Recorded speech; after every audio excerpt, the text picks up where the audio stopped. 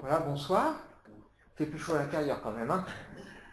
Donc, bienvenue pour cette conférence sur ce thème qu'est-ce que la vérité? Alors, lorsque j'ai parlé de ce thème un peu autour de moi, en distribuant des invitations, en rencontrant quelques personnes, j'ai eu plusieurs réactions devant ce thème. Beaucoup de gens ont dit ah, ça c'est un sujet philosophique. C'est vrai que les philosophes se sont penchés sur la question. Alors, pour les premiers philosophes, c'était assez simple, là. La vérité, c'est ce qui est conforme à la réalité, ce qui est conforme à la raison. Puis après, les choses ont un peu évolué. Vous avez par exemple quelqu'un comme Descartes qui va réfléchir et qui va se dire c'est tout ce dont on ne peut pas douter qui en arrivera à cette conclusion bien connue, je pense, donc je suis. Mais ce n'est pas un sujet uniquement philosophique. La vérité, le mensonge, c'est quelque chose qui concerne notre quotidien et nos relations. Qui a envie qu'on lui mente? Levez la main. Qui a envie qu'on le trompe? Qui a envie qu'on le manipule? Qui a envie qu'on lui vende un produit qui ne serait pas adapté? Qui a envie qu'on lui vende un produit au mauvais prix? Qui n'a pas subi un jour une arnaque publicitaire? Hein, je reçois régulièrement sur ma boîte mail en réponse à votre demande de prêt, je n'ai jamais rien demandé, ou de devis pour une mutuelle. Hein, on reçoit ça parfois. On peut acheter parfois un produit, on vous dit, voilà, mettez ce produit-là, puis d'un coup d'éponge, ce que vous n'avez jamais réussi à enlever, ça s'en va. Puis quand vous essayez, c'est pas aussi simple que ça quand même, hein. Donc ça fait partie de notre quotidien, hein. On a aussi toutes sortes d'expressions en rapport avec soit la vérité, soit le mensonge. Par exemple, une promesse n'engage que ceux qui y croient. Dire à quelqu'un ces 4 vérités. On dira aussi que la vérité sort de la bouche des enfants. Ou si peut-être on est un peu franc avec quelqu'un, on dira il n'y a que la vérité qui blesse. Donc si tu es vexé, c'est parce que c'est la vérité que je viens de te dire. Toute vérité n'est pas bonne à dire. Oh, c'est juste un petit mensonge ou un pieux mensonge. La vérité finira par éclater. On parlera des hypocrites, des fourbes, de ceux qui ont la langue de bois. On dira que quelque chose est plus vrai que nature. On parlera d'une vérité de la palisse, pour dire que c'est une évidence. Et puis, on dira, les enfants diront, croix de bois, croix de fer, si je mens, je vais en enfer. Mentir comme un arracheur de dents, ou alors on ira jusqu'à dire que tout ce qu'il dit n'est pas parole d'évangile. C'est une façon aussi de se rappeler que l'évangile, normalement, c'est une référence, en tout cas dans ce qui concerne la foi, même si aujourd'hui, c'est malheureusement quelque chose qui est souvent remis en cause. On est dans ce qu'on appelle une société postmoderne, où finalement on n'aime pas qu'on soit trop absolu dans ce qu'on pense, dans ce qu'on dit, et on aime que les choses soient données de manière relative. Alors dans les réactions que j'ai eues, c'est un sujet philosophique, c'est pas que ça, on vient de le voir. Certains m'ont dit aussi, oulala, ça c'est un sujet casse-pipe. On l'a dit de manière un peu plus crue, hein. Ça veut dire que c'est un sujet délicat. Si vous lisez dans le dictionnaire, prenez le Larousse par exemple, vous regardez vérité, et vous verrez qu'il n'y a pas moins de 7 définitions. Quelqu'un m'a dit aussi, ah, la vérité, ça n'existe pas. À chacun sa vérité. Sauf que si on raisonne comme ça, c'est plus la vérité, mais ça devient une opinion. J'ai hâte de savoir, on m'a dit aussi, dans le sens de se dire, qu'est-ce que tu vas bien pouvoir raconter sur ce sujet? Qu'est-ce que la vérité? Alors j'ai même rencontré un jeune qui lui était très philosophe, hein, dans une cage d'escalier. Il était là avec quelques amis, c'est quoi votre papier? Je dis, c'est une conférence sur la vérité. Oh, la vérité, c'est simple, c'est le contraire du mensonge. Remarquez, c'est vrai, non? On aura l'occasion d'y revenir. Alors, moi, je ne suis pas philosophe, je suis pasteur et conférencier. Ça veut dire que régulièrement, j'anime ici des conférences sur des sujets, des questions qui se posent dans la vie de tous les jours, parce que je crois qu'on a aussi besoin de réponses. Donc, je fais des conférences sur le bonheur, sur la mort, sur le pardon, sur le repos, sur la foi, l'origine de la foi, pourquoi il y a toutes sortes de religions, etc., etc. Quelque part, ça correspond aussi à mon expérience personnelle. Je n'ai pas toujours eu la foi. Je n'ai même pas toujours été intéressé par ce sujet. Alors j'ai 48 ans, je suis marié avec 3 enfants, et j'ai envie de dire, j'ai reçu une éducation classique, en tout cas pour l'époque. où mes parents m'ont confié des valeurs, le mensonge, c'est pas bien. Mais si je suis honnête, je reconnaîtrai qu'il m'est arrivé quand même de mentir. Et si je n'étais pas intéressé particulièrement par les choses de Dieu, ou même pas du tout, je me posais quand même des questions sur le sens de la vie, et en particulier sur la mort. D'où ce proverbe que j'ai mis là en bas. Là. Celui qui réfléchit sur les choses trouve le bonheur, et celui qui se confie en l'Éternel est heureux. Je crois que c'est important de se poser des questions. À la base, j'ai une formation plutôt cartésienne et logique, puisque je suis ingénieur de formation. On dira que je suis matheux.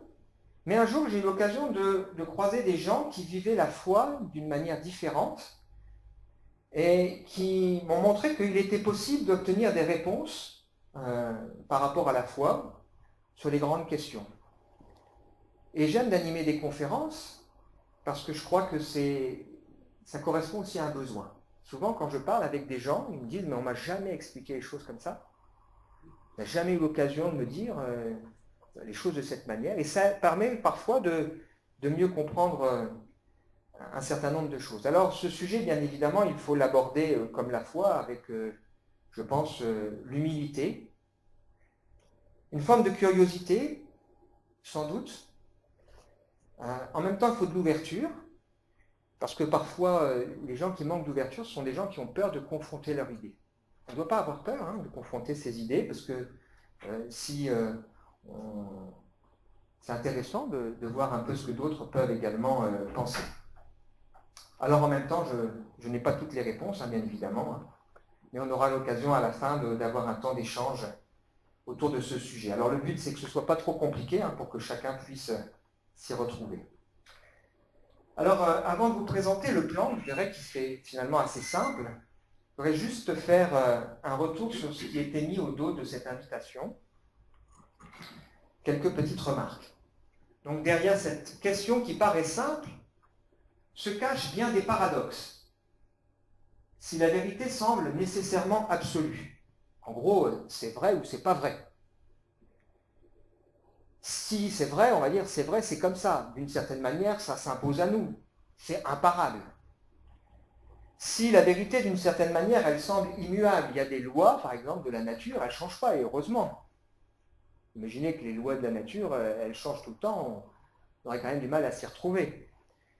Si finalement ce qui est vrai, c'est universel, ça ne dépend pas de l'époque, ça ne dépend pas du pays dans lequel on se trouve, de l'âge qu'on a, etc., etc. Aujourd'hui, on aime quand même dire qu'il faut relativiser les choses et on aime dire à chacun sa vérité. On verra tout à l'heure sans doute pourquoi. Alors on vit effectivement dans une époque où on fait bouger tous les cadres et toutes les références et on n'aime pas finalement quand on est trop affirmatif. Alors, j'ai noté aussi que cette notion de vérité, elle tourmente aussi bien le scientifique, le magistrat, le journaliste, le médecin, l'homme d'affaires, le philosophe, etc. En fait, la première partie qu'on abordera dans quelques instants, c'est de voir un peu comment la vérité est perçue suivant les métiers. En tout cas, quelques métiers, parce qu'on ne peut pas être exhaustif dans le temps qui nous est imparti. Mais c'est intéressant de voir comment cette vérité est perçue. Parce qu'effectivement, c'est une notion qui concerne tous les domaines de notre vie. Et elle prend un sens probablement un peu particulier, cette question vieille de plusieurs milliers d'années, dans une époque où on parle de virtualité de plus en plus.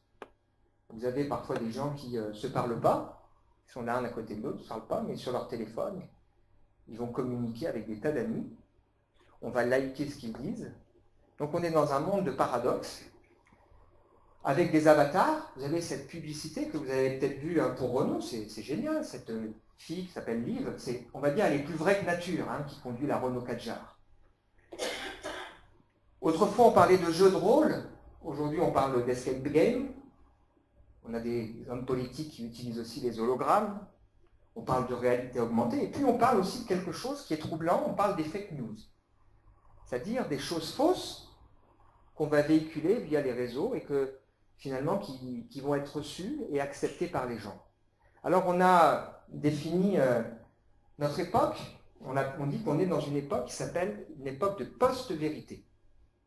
Alors c'est un mot qui a été inventé il y a une quinzaine d'années, et qu'on vient d'intégrer dans le dictionnaire français, en 2018, dans le Robert, pour dire que finalement, ce n'est pas tellement ce qui est vrai ou ce qui est faux qui compte, mais c'est ce qui est plausible, c'est le message qui est véhiculé, c'est ce qui est reçu, les sentiments qui sont derrière. Une époque un peu particulière. Qu'est-ce que la vérité? C'est précisément la question que le gouverneur Pilate posera à Jésus avant de le livrer. Et donc, on va pouvoir réfléchir à ce sujet. Alors, au programme, 3 parties. On va voir la notion de vérité à travers 5 métiers. On verra ensuite que notre besoin de vérité, il est inné quelque part. Et on pointera du doigt quelques dangers, ou même on pourrait dire la violence du mensonge. Et puis enfin, on abordera cette question, qu'est-ce que la vérité? Pourquoi Pilate a-t-il posé cette question à cet homme qu'on appelle Jésus? Avec en conclusion un temps de questions-réponses. Alors tout d'abord, la notion de vérité à travers 5 métiers. En préparant cette conférence, bien évidemment, je me suis documenté, j'ai lu énormément d'ouvrages, et en particulier, je suis tombé sur ce livre qui s'appelle « Qu'est-ce que la vérité ?», qui a été rédigé par l'Académie d'éducation et d'études sociales. C'est une académie qui existe depuis presque 100 ans maintenant, et qui a consacré une année de travaux académiques, donc c'est-à-dire comme une année scolaire, si vous voulez, 2009-2010, donc c'est assez récent, autour de cette question, qu'est-ce que la vérité? Et donc ce sont des gens qui se définissent comme des humanistes, plutôt croyants, et qui ont donc réfléchi à cette question. Et j'ai trouvé que l'approche était intéressante. Ils ont considéré ça à travers 8 métiers, mais moi j'en ai retenu 5, parce qu'il faut bien faire des choix. Alors on retiendra la vérité vue par un scientifique, la vérité vue par un magistrat, la vérité vue par un médecin, la vérité vue par un journaliste, et la vérité vue par un homme politique. Voilà, pour la première partie. Alors tout d'abord, la notion de vérité pour un scientifique. Donc dans cet ouvrage, alors je ne vais pas faire un résumé du livre, mais ça ouvre la perspective et ça me permet de donner quelques idées supplémentaires ou complémentaires, parce que je pourrais regretter qu'ils n'aient pas été plus loin dans leur réflexion. Ils ont interviewé un monsieur qui s'appelle Michel Sigens, qui est ingénieur de l'école polytechnique de Lausanne, et qui est aussi docteur en philosophie à l'université de Genève. Donc un monsieur qui est un érudit. Et ce monsieur donc a parlé de la vérité vue par un scientifique. Et j'ai trouvé son approche intéressante. Il dit que finalement les scientifiques, ils cherchent à comprendre, à expliquer les lois de la nature. Parce qu'ils ont vu qu'il y a une cohérence logique dans les lois de la nature. Elles se reproduisent et il y a une logique. Et ce monsieur donc va souligner que c'était leur démarche, leur approche. Alors au départ, on essayait plutôt de faire des associations d'idées, les animaux, les végétaux, enfin les associations par genre, puis après on a été plus loin. C'est ce qui fait d'ailleurs, alors ça c'est pas lui qui le dit, mais si vous regardez sur Internet par exemple, vous tapez scientifique croyant, que de nombreux scientifiques sont croyants. Je cite quelques noms, Kepler, Pythagore, Copernic, Newton, Volta, Ampère, Gauss, Planck, Pascal, Pasteur, etc. etc. C'est-à-dire que ce sont des gens qui se sont dit, on veut comprendre les lois que Dieu a données dans la nature et essayer de voir qu'est-ce qui se passe derrière. Il y a même cet homme qui s'appelle Einstein, dans le livre qui a été écrit par les frères Bogdanov, qui s'appelle La pensée de Dieu, raconte qu'un jour qu'il était en train de réfléchir devant des équations, une jeune fille arrive et lui demande qu'est-ce que vous cherchez derrière ça? Et il dit, j'essaye de comprendre la pensée de Dieu. Et en fait, il reprend ici une phrase qui n'est même pas de lui, une phrase que d'autres scientifiques avaient dit bien avant lui. Un homme comme Thomas Edison a dit, j'admire tous les ingénieurs, mais surtout le plus grand d'entre eux, Dieu. Alors bien sûr, tous les scientifiques ne sont pas croyants, hein, on est d'accord. Mais il y a quand même des scientifiques qui comprennent que voilà. Et donc cet homme, Michel Sigens, il fait ressortir que dans le domaine scientifique, il y a eu 2 événements majeurs. Le premier va arriver avec un homme qui s'appelle Galilée. Galilée va être à l'origine de ce qu'on appelle la science moderne. Pourquoi? Parce qu'il va introduire dans la science les mathématiques.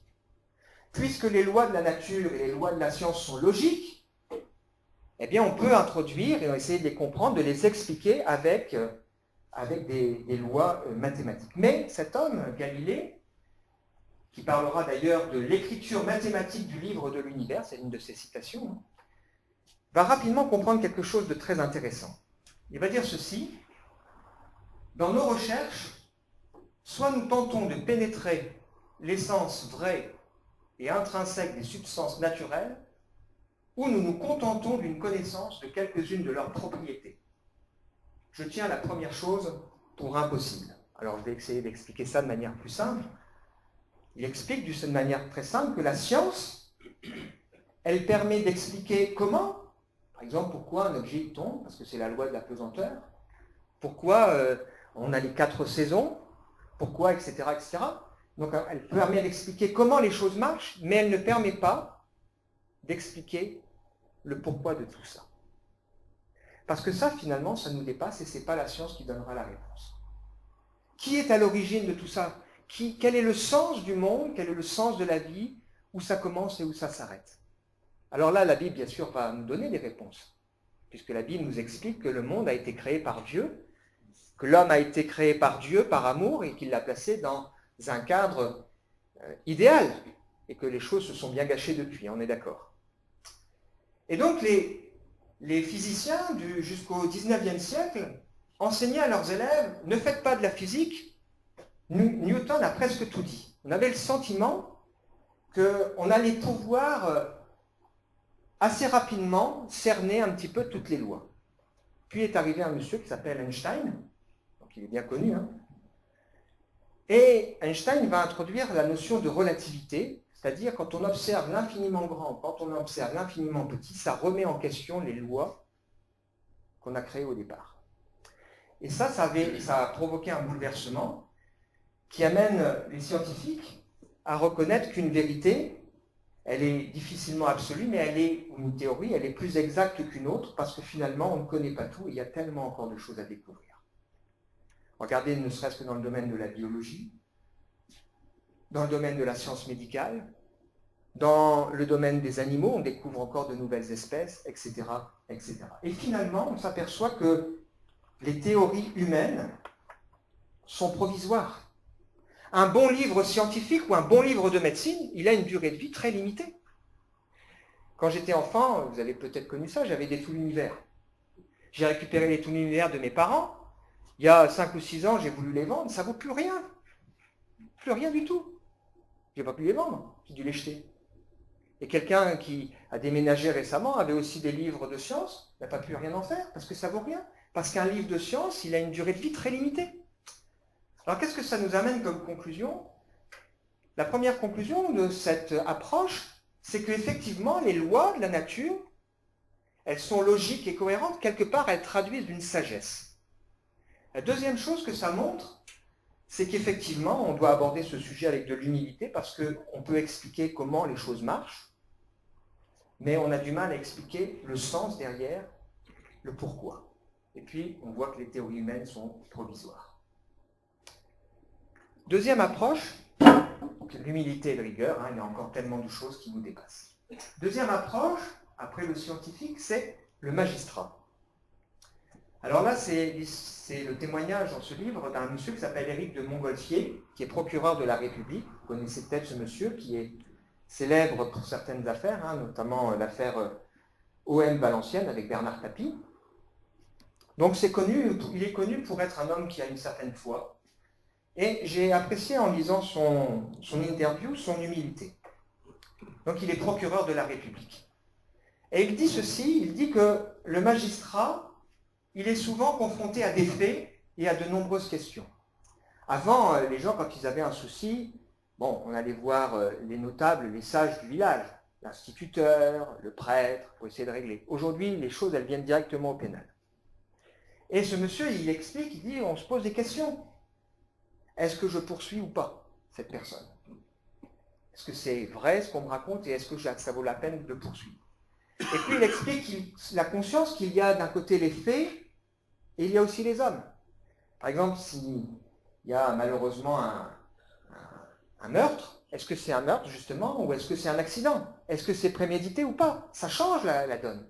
Finalement, ça renvoie à quelque chose qui nous dépasse, c'est qu'est-ce qu'il y a dans le cœur de l'être humain?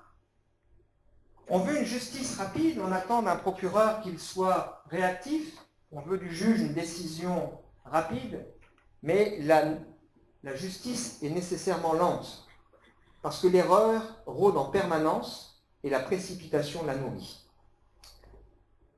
Et il évoque dans cette démarche, qui est la sienne, que parfois il avait au départ une vision des choses et après il a changé d'avis. Il évoque aussi que parfois il a eu le sentiment que des décisions du tribunal étaient excessives. C'est pas facile. Et cet homme dira que le magistrat, c'est un homme qui se pose des questions, qui doit quand même prendre du recul par rapport à ce qu'on lui présente. C'est finalement un chercheur de vérité et pas un découvreur, parce qu'il a cette humilité de dire « je ne détiens pas la vérité ». Je ne détiens pas la vérité. Méfions-nous des faits qui paraissent évidents, même des aveux qui pourraient être donnés en garde à vue. Ce n'est pas toujours aussi simple que ça. Et il a cette conscience que finalement, bien souvent, ça nous dépasse parce que ça touche au plus profond de l'être humain. Qu'est-ce que ça nous montre, ça? C'est une fois de plus que la vérité nous dépasse. Elle concerne aussi ce qui se passe dans le cœur, c'est-à-dire qu'il y a les faits, mais il y a aussi les hommes. En tant que croyant, en tant que pasteur, je crois qu'il y a la justice de Dieu. Mais je crois que la justice de Dieu, elle sera juste parce que Dieu connaît ce qui se passe dans nos cœurs, il connaît toutes les circonstances. Et ça, c'est rassurant, ou inquiétant parfois. La Bible nous dit que Dieu, il connaît avant même qu'elles n'existent nos pensées, il sait les jours qui nous sont destinés, avant que nous prononcions une parole, il sait déjà ce qui va arriver. Ça, c'est la grandeur de Dieu. Donc l'humilité et l'humanité sont de mise par rapport à la vérité. Troisième métier, c'est aussi très intéressant, c'est le médecin. Donc là, il y a l'interview d'un monsieur qui s'appelle François Delarue, qui est cardiologue. Alors, je n'ai pas de photo, je n'ai pas voulu me tromper en prenant un homonyme pour le montrer. Donc, ce monsieur est membre de l'Association des médecins pour le respect de la vie. Il raconte qu'une fois, il a fait part à une de ses patientes de ses interrogations concernant son état de santé. Et la réaction de cette dame a été « Vous ne me dites pas ce que vous savez, c'est que ça doit être grave. Parce que forcément, vous savez. » Alors qu'en réalité, il ne savait pas. Et donc, il dit que le médecin, c'est un artisan d'une science aléatoire. L'anthropologie, la biologie, l'immunologie, la génétique nous confirment que chaque être est unique. Prenez un médicament, vous voyez qu'il soigne telle chose, mais il y a les effets, les effets qui peuvent arriver là, les effets indésirables. La plupart des gens ne les ont pas, mais certains vont les avoir. Vous avez des gens qui sont résistants ou allergiques. On est tous différents d'un point de vue biologique. La médecine a indiscutablement bénéficié de progrès, d'où elle tire des présomptions, des hypothèses, des certitudes, qui permettent d'éclaircir certains mystères de la vie, mais la seule vérité, avec la naissance, est dans l'inéluctabilité de la mort biologique. Et donc ce monsieur a cette honnêteté de reconnaître qu'il est en permanence confronté à des questions. Est-ce que je fais le bon diagnostic? Est-ce que j'ai fait la bonne prescription? Et pire, parce que les gens des fois demandent en combien de temps il me reste, qu'est-ce que c'est? Est-ce que je fais le bon pronostic? C'est compliqué. Il évoque aussi que lui-même, est-ce qu'il est toujours vrai avec lui pour accepter ses propres limites? C'est pas facile d'accepter de dire je ne peux pas tout régler. Le malade se ment parfois lui-même, même lorsqu'il réclame la vérité. Et la vérité n'est pas toujours facile à dire. Mais le médecin peut aussi se mentir à lui-même, par peur de l'échec. Il est en permanence confronté à sa propre histoire, sa propre angoisse de la mort et de la souffrance, et par les attentes démesurées des patients, qui voient le médecin comme celui qui a la réponse à tout. Et il souligne que le médecin, il ne soigne pas une maladie, mais il soigne un malade. Et d'ailleurs, la définition de la maladie selon l'OMS, C'est que la santé, c'est un état complet de bien-être physique, mental et social. Ce n'est pas seulement l'absence de maladie ou d'infirmité. On est un tout avec ce qu'on vit à l'intérieur, qui est bien compliqué et qui nous confronte bien à nos limites. Donc en conclusion, c'est que là aussi, on arrive à cette remarque que la vérité, d'un point de vue médical, elle nous dépasse et elle nous confronte à nos limites. On arrive aussi à la conclusion que la vérité ne concerne pas que les autres, mais elle nous concerne nous aussi. Et que cette vérité, elle doit être recherchée, mais elle doit aussi être acceptée. Parfois, elle peut être donnée uniquement de manière progressive. Alors là, la foi, elle va vraiment changer les choses. En tout cas, la foi biblique, puisqu'elle nous parle aussi de grâce. C'est-à-dire qu'elle est là pour nous dire que Dieu n'est pas celui qui veut nous condamner. Parfois, la médecine, elle nous condamne. Hein. Il n'y a plus d'espoir. C'est terrible. Mais la foi, elle a quand même cette porte qui s'ouvre en nous disant que Dieu n'est pas celui qui veut nous condamner, mais celui qui veut nous faire grâce. Et elle nous dit aussi qu'il y a des solutions avec Dieu, mais il y a aussi un au-delà. Donc ça ouvre quand même des perspectives très très différentes. La vérité n'est pas toujours agréable ni facile à entendre. Et enfin, quatrième métier, il y en a encore un après, le journaliste. Donc là, c'est le monsieur qui était interviewé, c'est Gérard Leclerc, qui est journaliste. Donc, il a été journaliste sur France 2, il a été sur aussi des chaînes catholiques. Donc ce monsieur va souligner que nous, on est dans une société aujourd'hui de communication, et il y a des gens qui sont formés à ça, des spécialistes, et finalement, on donne des techniques aux gens, et ce qui compte, c'est la conviction, c'est de faire passer un message. La vérité, parfois, elle passe au second plan. Le fond a parfois moins d'impact que la forme. Il faut aller vite et il faut faire le buzz. Ce monsieur citera cet homme qui s'appelle Régis Debray, il ne s'agit plus de dire la vérité, mais de faire passer un message. Donc le journaliste, il est confronté, surtout s'il veut bien faire son métier, en permanence à des questions éthiques. Être vrai, être équilibré dans ce qu'il dit, vrai par rapport à soi, vrai par rapport aux événements, vrai par rapport à la réalité, etc. Et il dit, quid des messages dont on ne retient qu'une partie? Ça arrive parfois. Vous avez une interview, vous prenez une phrase, vous la sortez du contexte. Ah, c'est vrai, la personne l'a dit. Mais dans un contexte particulier, quid des sujets indiscrets, quid de la recherche de détails croustillants, quid de la communication qui se fait aujourd'hui de plus en plus via les réseaux sociaux. Et donc, souvent, on demande aux journalistes de boucler un article en moins de 5 minutes ou de faire un résumé en quelques mots d'une situation qu'il a vue. Pas facile de donner la vérité. Conclusion, la vérité, elle va souvent au-delà des apparences. Là aussi, c'est pas facile et il faut être humble et elle requiert de l'honnêteté. Et la vérité est incompatible avec ce qui est superficiel. Finalement, la vérité, c'est quelque chose qu'on doit chercher. C'est intéressant parce que justement, Dieu nous dit, cherchez et vous trouverez. Elle nécessite de faire des recherches exactes et finalement, c'est quelque chose qu'on est appelé à découvrir aussi. Cinquième personnage, un homme politique, s'appelle Jean-Marc Nems, qui est député et maire d'une ville qui s'appelle Paray-le-Monial, je ne connais pas cette ville. Et donc ce monsieur dit ceci, il n'est pas simple d'atteindre la vérité, c'est qu'il est d'abord difficile de vouloir la chercher tant les obstacles sont nombreux sur la route de l'élu politique. Il évoque en particulier le doute qui existe par rapport à une décision qu'on veut prendre.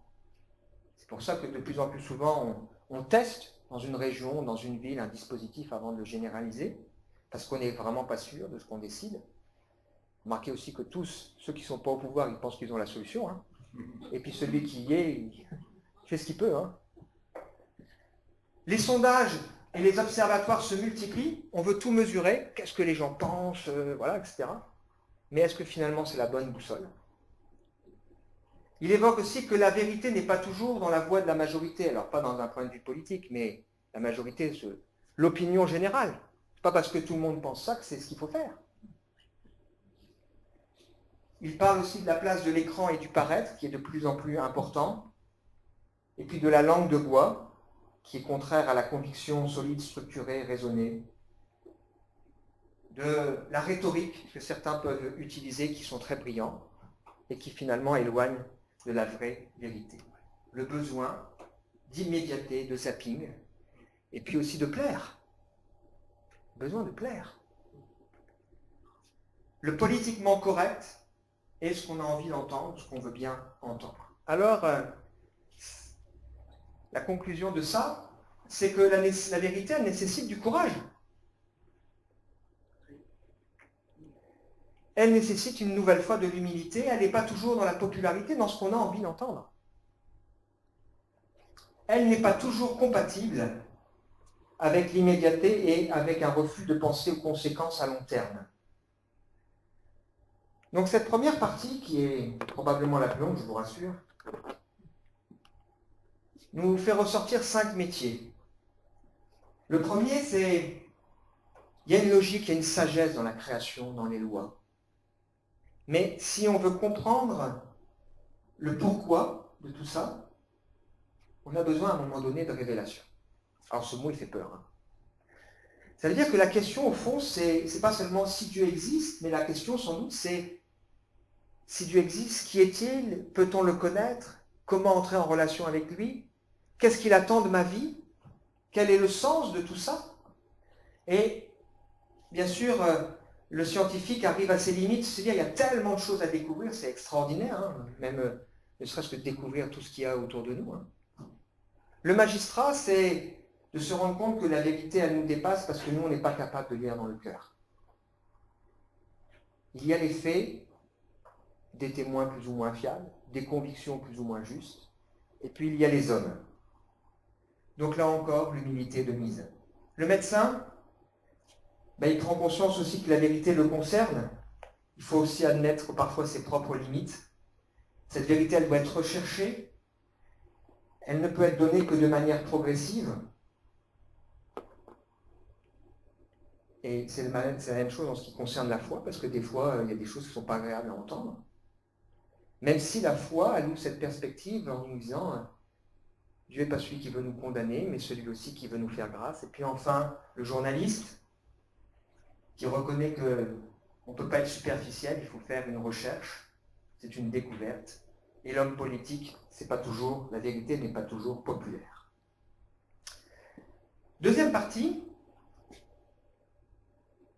ce besoin de vérité que nous avons en nous et les dangers du mensonge. Il me semble évident que nous avons tous un besoin inné de vérité. Avec en même temps un paradoxe, c'est que parfois on trouve que c'est plus facile pour se sortir de certaines situations de donner un petit mensonge. Parfois on dira même un pieux mensonge. Ah mais ça fait moins de mal, c'est mieux comme ça. Comme si c'était finalement compatible. Qui aurait envie de vivre dans une famille où les gens se mentent les uns aux autres? Levez la main. Qui aurait envie de vivre ou de travailler dans une entreprise où on le manipule? Qui aurait envie de vivre dans un pays où on ne respecte pas la parole donnée? Qui aurait envie de côtoyer des gens qui profitent d'eux? Donc on a ce besoin inné en nous de vérité, ce besoin inné en nous de choses justes et de choses vraies, mais en même temps on est bien obligé de constater que ce n'est pas ce qu'on vit. Notre monde est loin d'être parfait, hein. Les gens mentent, les gens trichent, les gens manipulent, les gens abusent les uns des autres. C'est un besoin inné. Alors le mensonge, les quiproquos, les manipulations, c'est amusant au théâtre. C'est amusant dans les films, ça fait des bons scénarios, mais dans la vraie vie, c'est moins drôle. Hein. Vous avez ce film connu avec Daniel Auteuil sur l'histoire de ce médecin, une histoire vraie, qui a fait croire à son entourage qu'il travaillait, qu'il était médecin pendant 18 ans, puis à la fin, il va tuer toute sa famille, hein, puis il tentait de se suicider. 18 ans de mensonge, c'est terrible. Hein. Et donc, c'est important pour nous de comprendre que le contraire de la vérité, ce n'est pas l'erreur, mais le contraire de la vérité, c'est le mensonge. c'est l'illusion. Les choses qui ressemblent à, qui ont la couleur de, mais qui ne sont pas. Alors l'illusion, c'est parfois agréable, mais ce n'est pas vrai.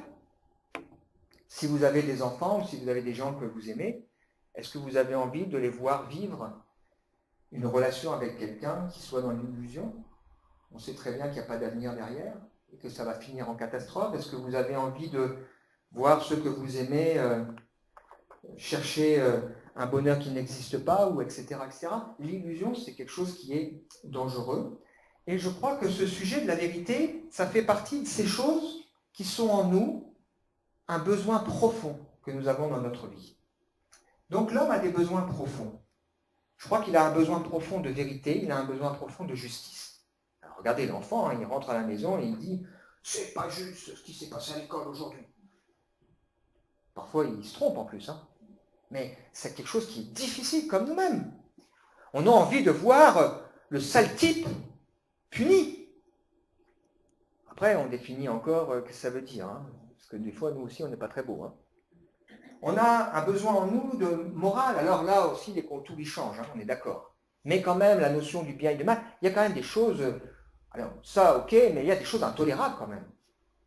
Des choses sur lesquelles on ne peut pas aller jusqu'au bout. On a ça en nous. Comme on a aussi en nous le besoin d'un amour vrai, on a aussi besoin en nous de sécurité, on a besoin en nous de soutien, on a besoin en nous de contact, de relation, j'ai envie de dire d'une certaine forme de communion.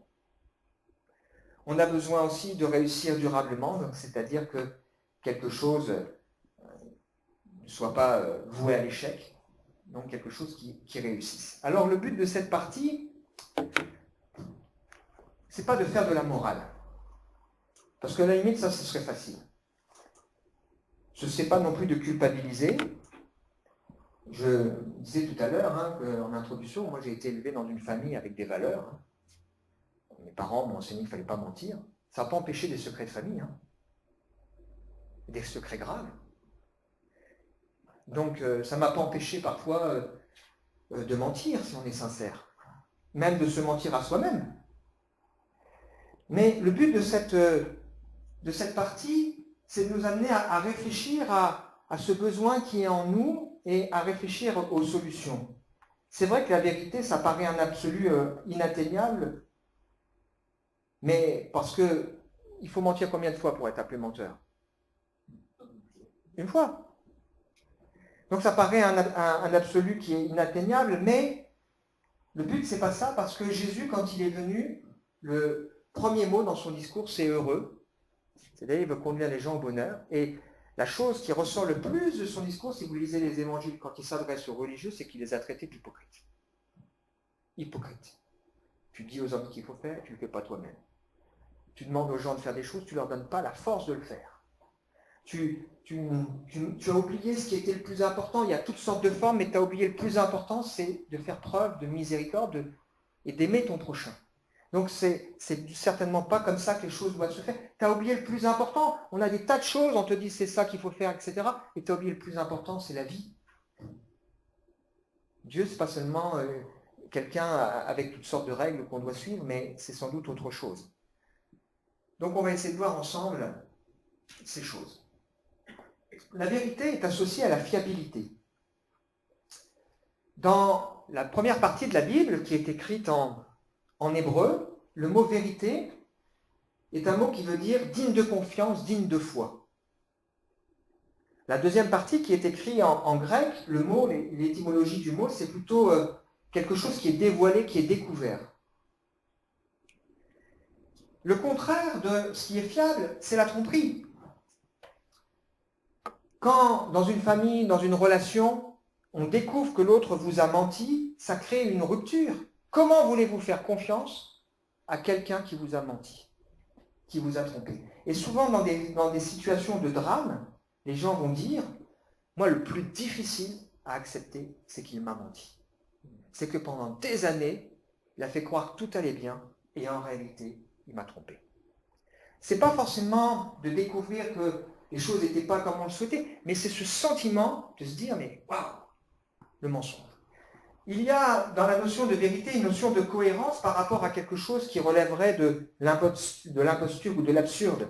Alors bien sûr, il y a des mensonges qui sont bien ficelés, hein, dont les gens finissent par des fois même arriver à se convaincre eux-mêmes.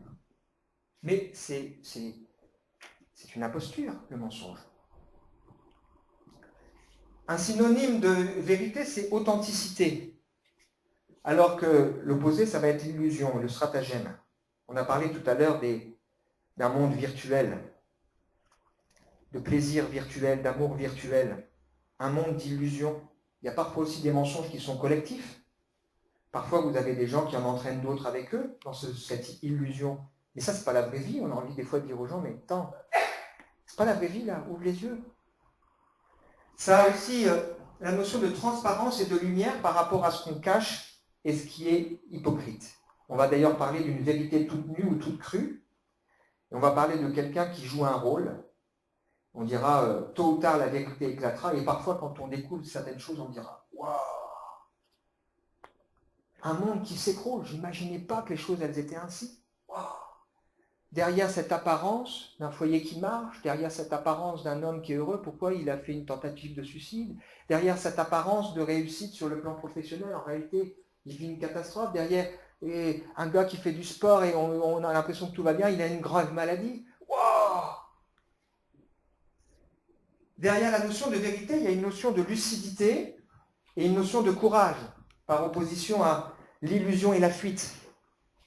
Combien de gens vivent des drames et supplient qu'à un moment donné, on leur dise « mais dis-moi la vérité ». Regardez les parents qui ont vécu des drames avec un enfant, et encore des affaires qui sont passées à la télé aujourd'hui. Les gens, ils ont envie de quoi? Ils ont envie, pour pouvoir faire le deuil, pour pouvoir tourner la page, ils ont envie de savoir, ils ont envie d'avoir la vérité sur cette affaire. Parce que c'est difficile quand il y a le déni. Combien d'enfants ont pu être abusés parce qu'on a fait comme si on ne voyait pas? Et il y a tous les travers avec les hommes religieux. Et je dis ça sans vouloir pointer du doigt les êtres humains différents. Mais ça fait mal. Et c'est quelque chose qui est tragique. Ne parle pas de ça. Je ne veux pas entendre. Et on laisse les gens vivre avec leurs problèmes tout seuls. Derrière la notion de vérité, il y a une notion de fierté et d'honneur, alors qu'il y a la honte et la désillusion. Celui qui triche, il peut faire le fanfaron. Celui qui ment à celui qui lui est proche, il peut trouver des amis qui vont écouter ses exploits et qui vont rire avec lui, ou celui qui a triché avec les impôts, ou je ne sais pas quoi.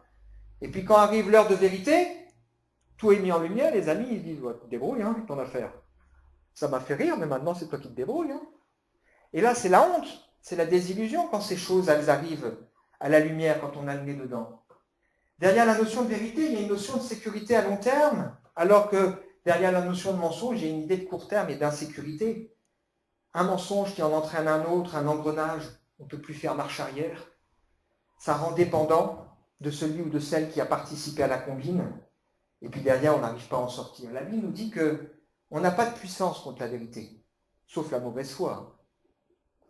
Sauf des gens, on n'est pas dans un monde idéal, la justice n'est pas toujours vraie, on est d'accord. La notion de vérité conduit à la paix, tandis que le mensonge va conduire à la peur. Peur d'être découvert, peur de perdre ce qu'on a, peur de susciter la colère de son entourage, pourvu qu'on ne le voit pas. Et puis la méfiance. Comment je pourrais faire confiance? Il y a des femmes qui vont dire, moi je ne peux plus faire confiance à un homme, c'est ce que j'ai vécu. Mais ça pourrait être l'inverse.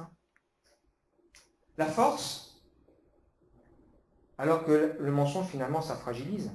Comment je vais m'en sortir de cette affaire? Comment je vais pouvoir oser dire les choses? Je suis mal, là je suis mal. Et on est coincé.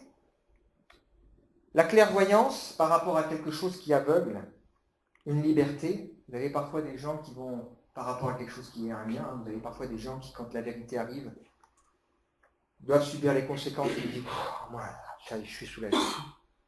Parce que quelque part, la vérité, ça libère. La conscience, elle est là. Un jour, j'ai assisté à une conférence par un avocat qui traite des femmes en prison, et il disait qu'il y avait beaucoup d'a priori. Les gens disent, une fois que les gens sont sortis, ils ont payé, ils ont le sentiment parfois que c'est injuste. Et cette dame disait, mais il y a des gens qui vivent avec une culpabilité à vie, c'est très très difficile, c'est une prison qui continue. Je ne dis pas que c'est tout le monde comme ça, mais c'est une réalité. Derrière la notion de vérité, bien sûr, il y a la notion de pur, et derrière la notion de mensonge, il y a quelque chose de sale. D'ailleurs, on ne dira pas « Oh, le joli menteur », on dira « le sale menteur ». Tu m'écœures, je suis dégoûté. Donc ça montre bien qu'il y a cette idée de saleté. Alors bien sûr, le temps me manque, pour parler des mensonges qu'on a vis-à-vis de Dieu. La religion qui a conduit à des mensonges. On imagine un Dieu qui est loin, insensible. On dit aux enfants, le bon Dieu t'a puni, là, tu vois, puis tu t'es blessé, c'est le bon Dieu qui t'a puni. Les mensonges vis-à-vis d'un Dieu qui ne peut rien faire dans notre vie, etc. Le temps me manque aussi pour parler des mensonges dans lesquels on peut vivre et qui rendent les gens malheureux. Et c'est tout le travail finalement que vont faire des psychologues. Ils vont amener des gens à dire, mais tu te dévalorises alors que Dieu nous dit que nous avons une valeur. Nous sommes des gens précieux. Des gens qui sont, toute leur vie, ils manquent de confiance en eux, ils veulent prouver des choses parce que finalement, il y a un profond mensonge dans lequel on les a conduits, on leur a fait croire que c'était des bons à rien, qu'ils n'arriveraient pas, on les a abaissés, on les a cassés. On leur a dit, toi, tu ne réussiras jamais dans la vie. Et ils ont beau réussir, ils ont toujours le sentiment qu'ils doivent prouver. Donc il y a des liens terribles par rapport à ça. Donc le temps me manque pour en parler.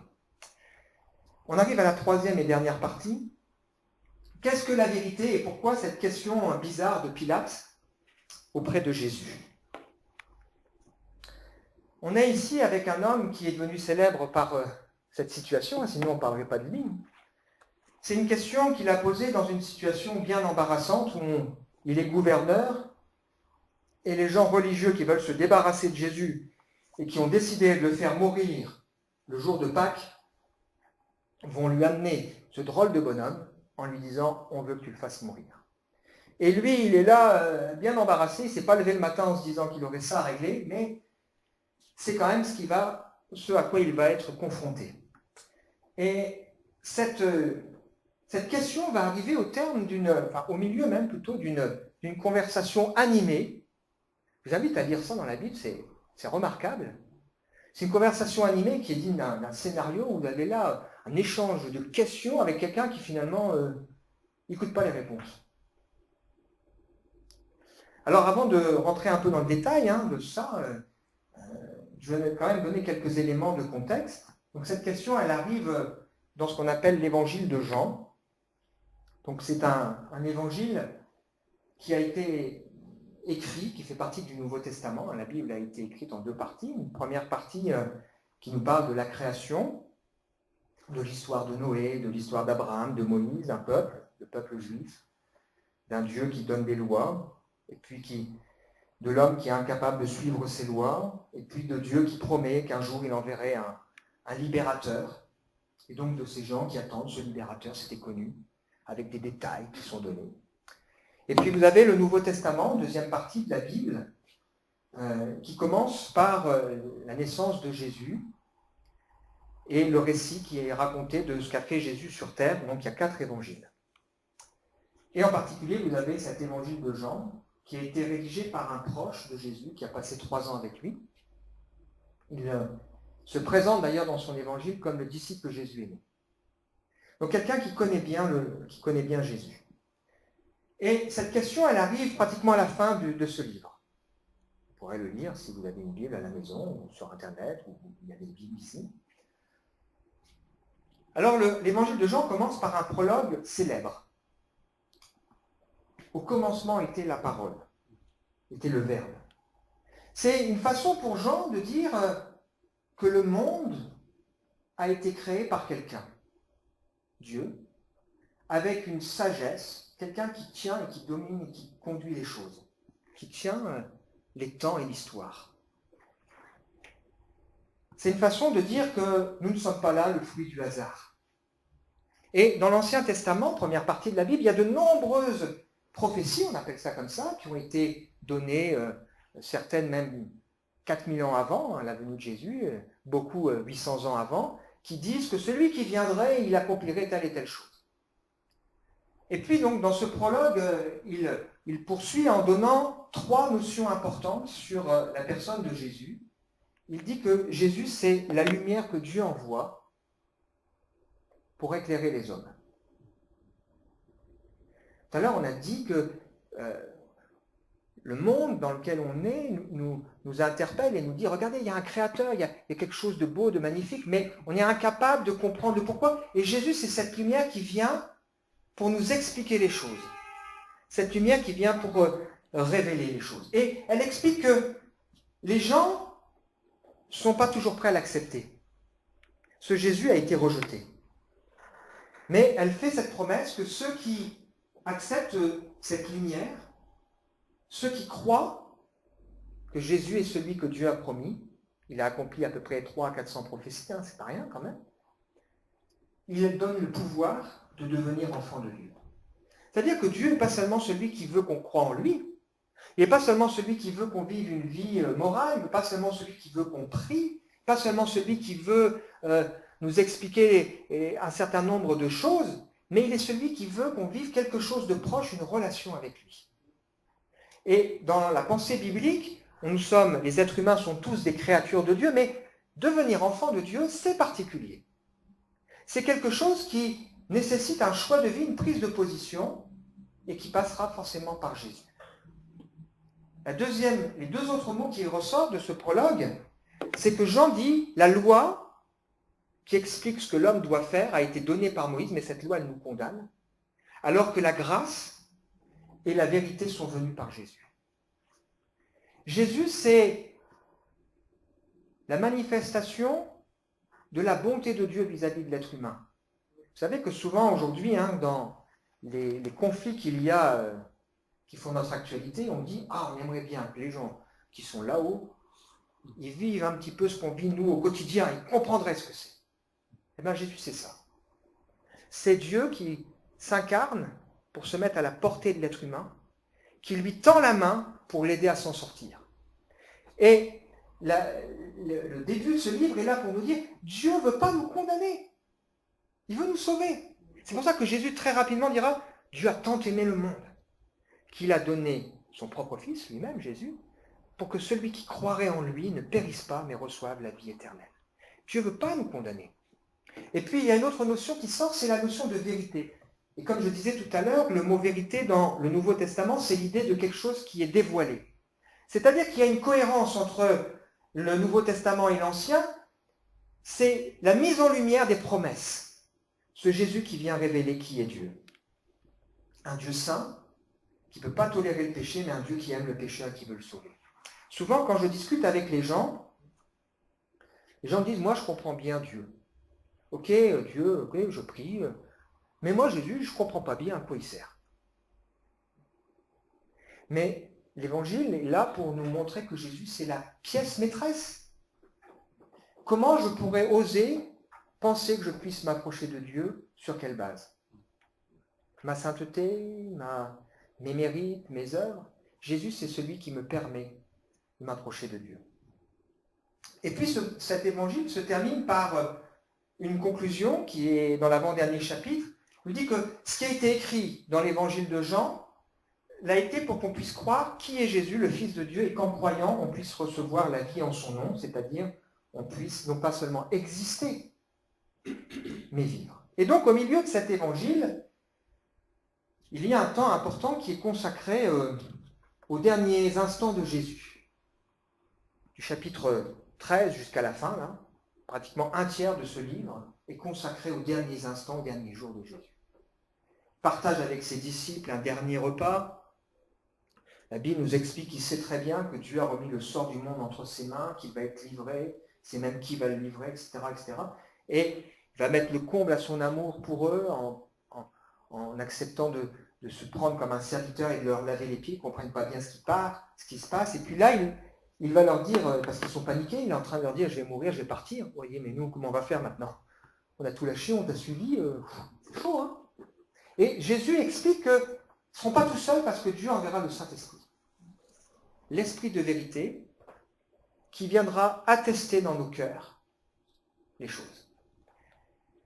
J'accompagne une dame dans le domaine de la foi, donc chaque semaine on a un échange, parce que cette dame est handicapée. Elle a vécu un drame et il y a 10 jours de ça, elle me dit « J'aimerais te raconter mon histoire ». Ça m'intéresse, hein.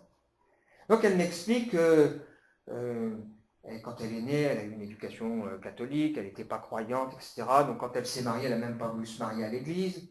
Quand elle était, après quelques années, elle voulait avoir un enfant, en difficulté pour avoir un enfant. Donc il y a des gens qui lui ont dit, mais tu sais que tu pourrais demander à Dieu peut-être. Elle dit non, elle se débrouille toute seule. Bon, elle n'arrive pas à avoir d'enfant, elle adopte, bon, etc., etc. Puis un jour, cette femme, elle part avec son mari à Paris. Et ce jour-là, son mari lui annonce qu'il la quitte pour une autre qui est encore sous garantie. C'est comme ça qu'elle dit. Et donc, face à ce drame de la vie, elle est perdue. Elle dit, je ne sais pas ce qui m'a pris. J'ai vu une corniche, je ne sais pas ce que j'ai fait. Elle s'est jetée par la fenêtre. Et en se jetant par la fenêtre, sans doute l'instinct de survie, elle s'est brisée elle s'est cassé les jambes, donc du coup, aujourd'hui, elle est handicapée. Et cette dame me dit qu'elle a rencontré par la suite bon nombre de personnes qui lui ont parlé de Dieu, de la foi. Et en particulier, un banquier.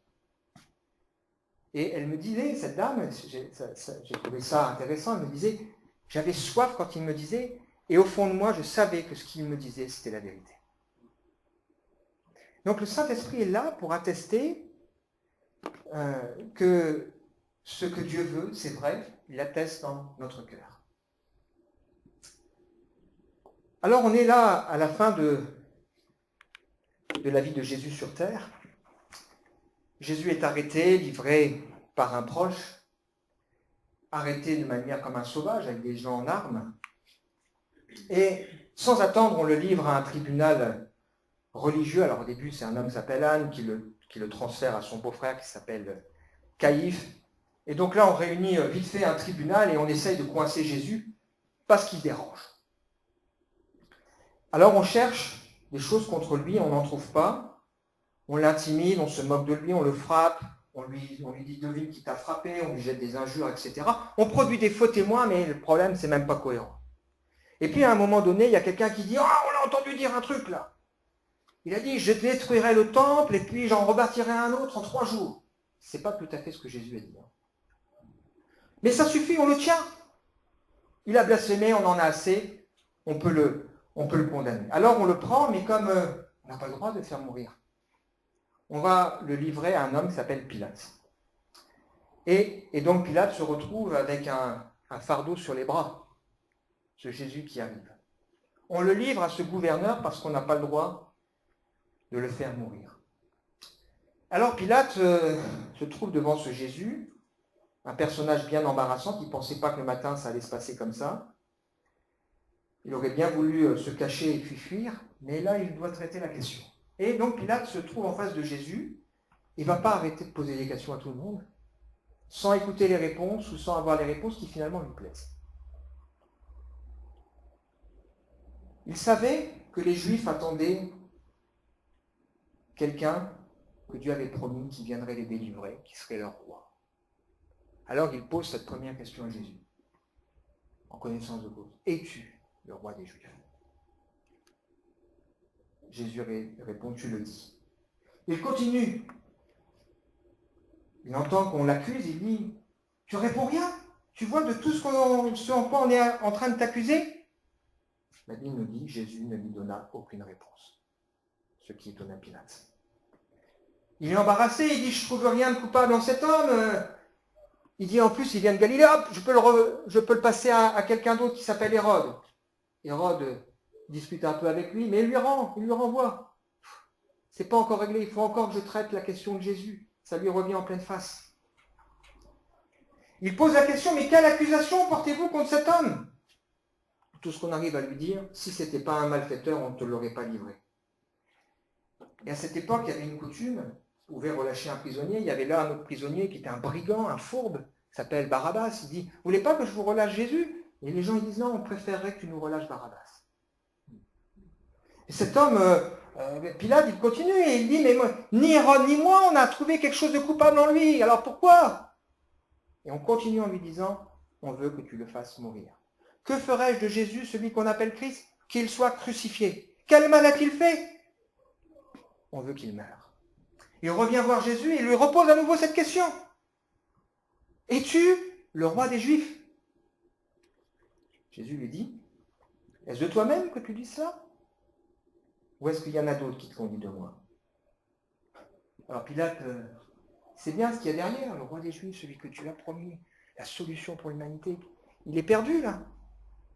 Mais moi, est-ce que je suis juif? Qu'est-ce que tu as fait? Ta nation il est sacrificateur, ton livret, qu'as-tu fait? Et Jésus va lui dire quelque chose qui va l'embarrasser, il va lui dire, mon royaume n'est pas de ce monde. Waouh, qu'est-ce que tu me racontes là? Alors il continue dans les questions, tu es donc roi? Tu le dis, je suis roi, je suis né, et je suis venu dans le monde pour rendre témoignage à la vérité. Quiconque est de la vérité, écoute ma voix. Et c'est là que Pilate sort cette fameuse phrase. Ouh là là, qu'est-ce que la vérité? C'est la question d'un homme qui, au fond, sait qu'il est en train de faire mourir bientôt un homme qui est innocent, mais qui n'a pas le courage. C'est la question d'un homme qui aurait envie de fuir en disant « Mais laissez-moi tranquille avec votre Jésus. Moi, la religion, les choses là, ça ne m'intéresse pas. Moi, je suis romain, je suis officier, laissez-moi tranquille avec cette affaire. » Mais non, on revient avec ce Jésus et on insiste. On lui dit « C'est à toi, t'es le gouverneur, c'est toi qui dois le faire mourir. » Et lui, il n'a pas envie. Il est bien embarrassé. Alors il sort de nouveau et il dit, voilà, je vous l'amène, je veux que vous sachiez, je ne trouve rien en lui, crucifie-le, mais prenez-le vous-même, occupez-vous-en. Non, nous avons une loi, on n'a pas le droit, nous, de le faire mourir. Il doit mourir, il s'est fait fils de Dieu. Il revient vers Jésus, il lui dit, mais d'où est-ce que tu viens? Pas de réponse. Est-ce à moi que tu ne parles pas? Ne sais-tu pas que j'ai le pouvoir de te crucifier et de te relâcher? Et là, Jésus lui dit, tu n'aurais sur moi aucun pouvoir si Dieu n'avait pas décidé. Alors il ressort, il dit, crucifierai-je votre roi?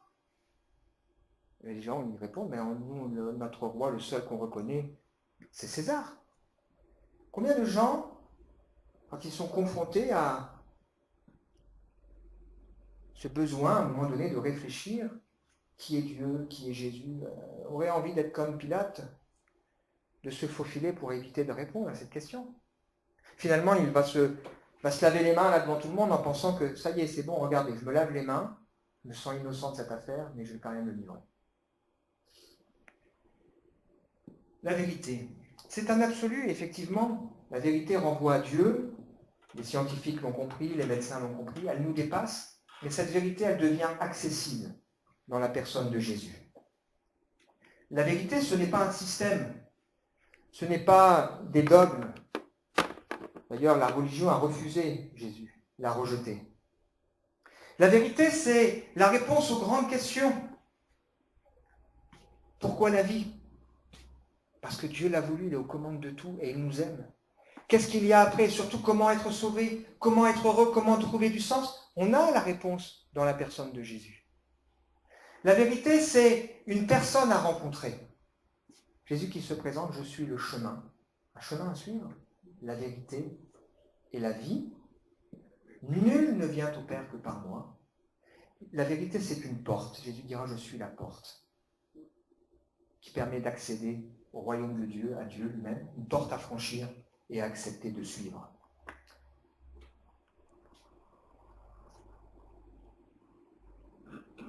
Il n'y a pas de plus grande joie que d'apprendre que nos enfants marchent selon la vérité. C'est ce que laissera Jean dans une de ses lettres. Savoir, qui aurait envie de savoir que ses enfants, je disais tout à l'heure, ce qu'ils sont en train de vivre un échec. Il y a de la joie quand on se dit, mes enfants ils ne vivent pas dans le mensonge, ils ne vivent pas dans l'illusion, ils ne vivent pas dans le déni, mais ils ont compris. Alors on arrive au terme de cette conférence qu'on a abordée en 3 parties avec des métiers qui nous éclairent sur nos limites, sur nos besoins. La prise de conscience que la vérité, elle est finalement en nous et qu'on est incapable de la produire par nous-mêmes. Et ça veut dire que Dieu ne veut pas seulement qu'on le connaisse, mais il veut à un moment donné changer quelque chose dans nos vies. Je fais de temps en temps des réunions qu'on appelle des cafés-changes avec des gens. C'est des réunions un peu informelles autour d'un café, puis on discute. Et récemment, en faisant cette réunion, il y avait une dame qui était là et posait la question, mais moi je comprends Dieu, je prie Dieu. L'autre qui était là disait, moi je suis reconnaissant pour les belles choses de la vie, tout ça, Mais on revient toujours à Jésus, pourquoi, la croix, pourquoi, tout ça. Et à un moment donné, dans l'échange qu'on a eu, il disait, mais vous savez, Dieu, il ne veut pas seulement qu'on croit en lui, il ne veut pas seulement qu'on s'approche de lui, il veut changer quelque chose en nous. Et cette dame de me dire, mais moi, je ne suis pas prêt à ça. Je n'ai pas envie que quelque chose change. Et c'est pourtant ce que Dieu veut, de changer nos cœurs de l'intérieur. Parce que le problème de la vérité du mensonge, c'est bien ce qui se passe à l'intérieur. Qu'est-ce que la vérité nous fait? En fait, une question qui nous place devant un choix. Est-ce que j'ai l'amour de la vérité? Est-ce que j'ai envie vraiment de découvrir la vérité? Est-ce que j'ai envie de savoir, de connaître, de découvrir, de comprendre? Cherchez, vous trouverez. Celui qui réfléchit sur les choses trouve le bonheur, et celui qui se confie en l'Éternel est heureux. Alors avant de vous donner quelques annonces, je voulais quand même vous donner la possibilité de réagir. Vous avez le droit de ne pas être d'accord. Hein. La seule chose que je vous demande, c'est que vous soyez sympas. Respectueux les uns les autres. Mais vous avez le droit de ne pas être d'accord. Est-ce que vous avez des questions?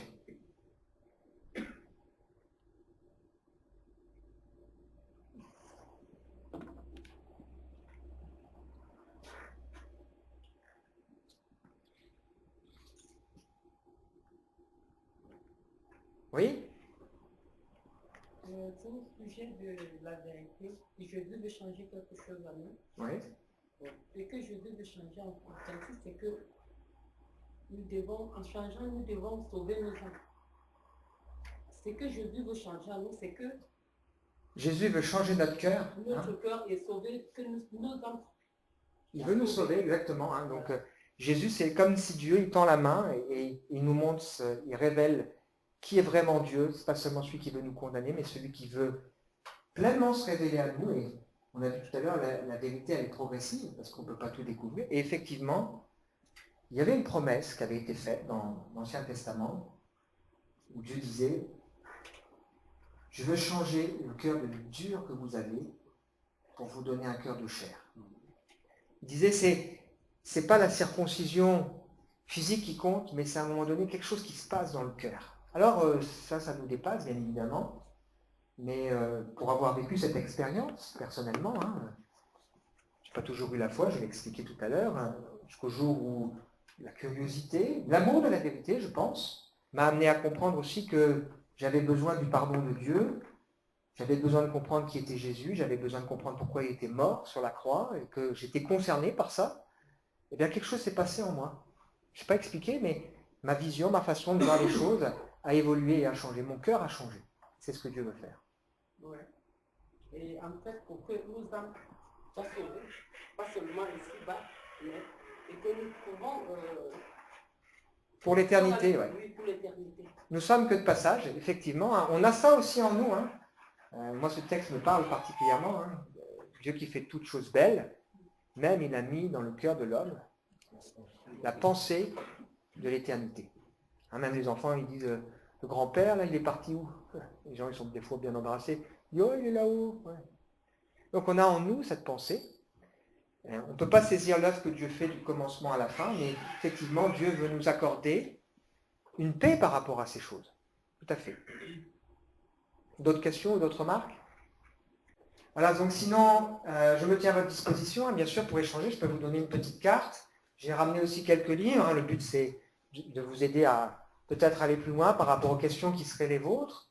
Donc nous, on a aussi régulièrement des réunions dans une salle municipale qui se situe 7 rue Charlet, donc par exemple demain matin, ou les vendredis, mais aussi donc des réunions informelles, j'en ai parlé, un café-change autour d'un café. Voilà. Donc si ce type de rencontre vous intéresse, pour pouvoir poser des questions, c'est possible. Il suffit de remplir le papier, de dire voilà, ça m'intéresse, soit d'intégrer le groupe qui existe, soit on peut créer un groupe nouveau avec des amis à vous. Hein. Moi, je suis tout à fait disposé par rapport à ça. Voilà, autour d'un café, d'une boisson, voilà, tout simplement. Et puis régulièrement, comme je le disais, on fait ici des conférences, donc la prochaine aura lieu le 27 avril sur un thème qui a été redemandé plusieurs fois, qui s'appelle le thème du pardon, qui est un thème qui est parfois difficile. Voilà, en tout cas, votre avis m'intéresse, hein, donc si vous voulez bien remplir ce petit papier, s'il y a des choses qu'on peut progresser, c'est bien volontiers.